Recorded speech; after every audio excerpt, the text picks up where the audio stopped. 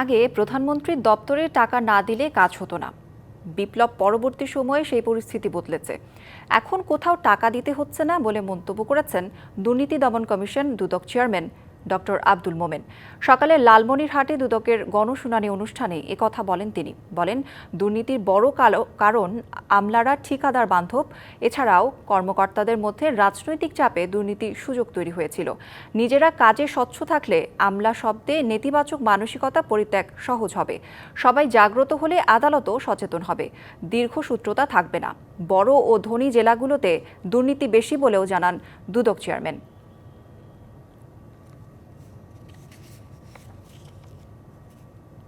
দুর্নীতির উৎস কোথায় ছিল? প্রধানমন্ত্রীর অফিসে টাকা দিতে হতো, নতুবা কাজ হবে না। এখন প্রফেসর ইউনূসের অফিসে টাকা দিতে হবে এমন কেউ কি বলতে পারেন?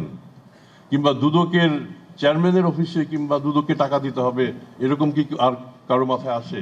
যদি সত্যি সত্যি মাথায় এসে থাকে তাহলে বুঝতে হবে এটা একটা অশনি সংকেত।